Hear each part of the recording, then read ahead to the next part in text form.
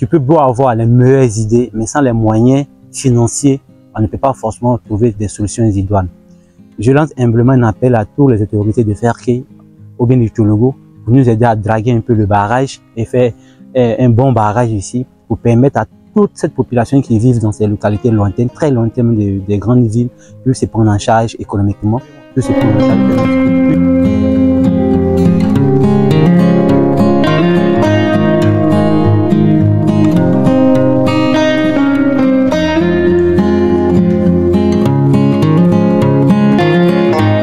Ici, c'est le barrage de Zalo-Vogo.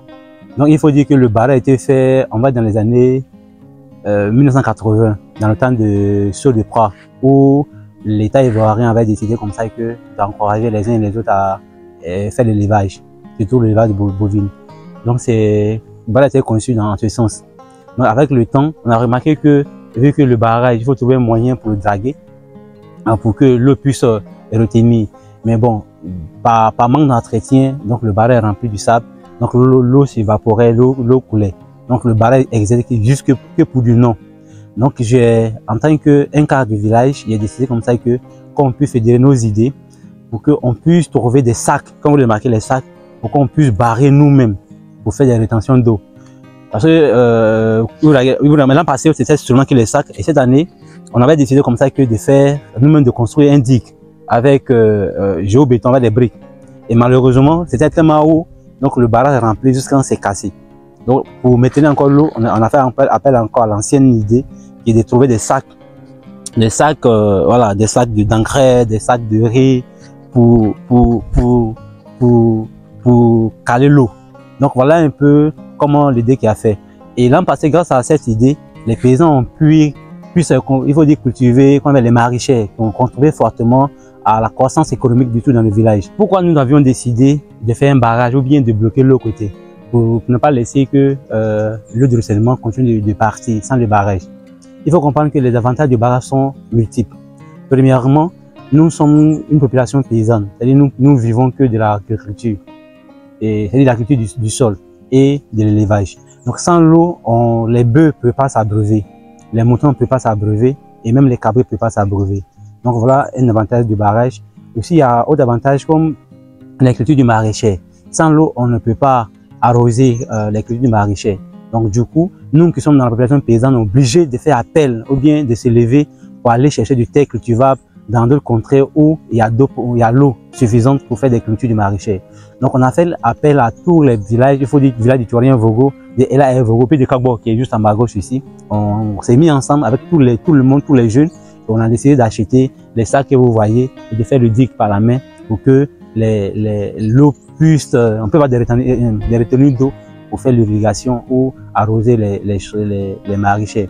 Donc voilà un peu en quelque sorte l'avantage de l'eau. Et moins, la pomme qu'on a montré au village, parfois quand elle tombe en panne, immédiatement il faut trouver des solutions d'eau potable pour s'occuper des ménages. Donc c'est ici on vient dans cette fleuve là, au bord du marigot là, ou bien au bord du barrage, il y a des puits en bas, nous on dit puits, ou bien on dit une puisière. Donc on descend là et puis on prend l'eau là. Mais vous voyez, le barrage qu'on a fait là-bas, c'est qui permet à l'eau de se retenir beaucoup comme ça. Mais sans ce barrage fait à la main l'autre côté, tout l'étendue que vous voyez l'eau là, à partir de certains, on va dire dès qu'on est au janvier, février, il n'y a plus l'eau ici. Donc on a trouvé l'idée de trouver ces sacs là pour barrer, pour permettre à l'eau d'être en bonne quantité, d'être en quantité suffisante. Donc là vous voyez, il y a des sacs encore qui sont au village là-bas. Quand nous serons dans le mois de novembre, on va venir entasser encore l'eau. Parce que quand c'est trop barré, l'eau monte sur la digue. Donc on a peur pour ne pas que l'eau puisse partir avec le digue. Donc on a mis ces retenues d'eau là pour permettre aux uns aux autres d'avoir un peu l'eau en quantité suffisante. Donc si vous venez ici dans le mois de janvier, février, mars, avril, tous ces coins vous voyez en des arbres, ce sont des jardins des uns et des autres qui vont faire des cultures on va dire de maïs, de piments, d'aubergines, de tomates, de concombres, de choux et plusieurs cultures de maraîchers. Donc ici, moi personnellement, sur le cas du village, et vous voyez que tu peux beau avoir les meilleures idées, mais sans les moyens financiers, on ne peut pas forcément trouver des solutions idoines.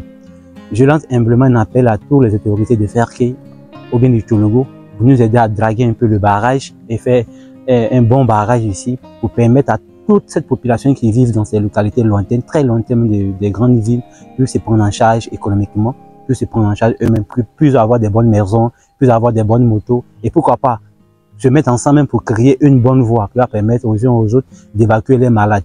Vous avez vu là-bas que nous avons un problème pour venir.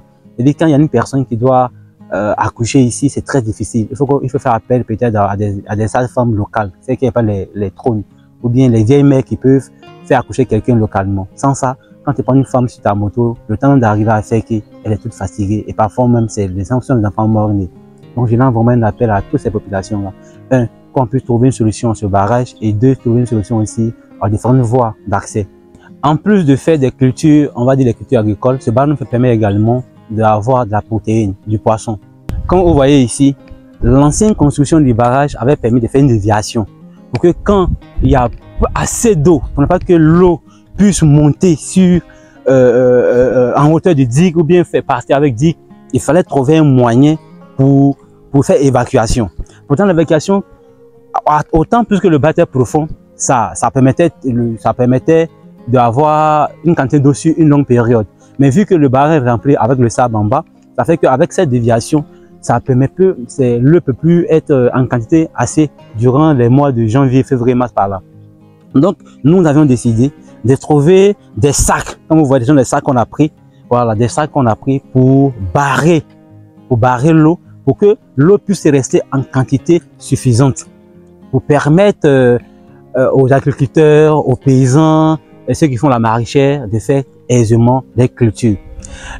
Et regardez un peu, on avait en janvier, on a construit nous-mêmes, c'est-à-dire on a fait en géobéton pour permettre à l'eau de rester en quantité. Mais il faut reconnaître l'eau. Ça fait que l'eau, la digue qu'on avait fait n'a pas pu résister à l'eau. N'a pas pu résister à l'eau. Donc c'était parti avec les briques, c'était parti. Donc on a fait appel à l'ancienne idée que de prendre les sacs pour bloquer l'eau. Donc voilà un peu la situation. Donc ici, c'est de bloquer l'eau pour ne pas que l'eau puisse s'évaporer, que l'eau puisse circuler librement.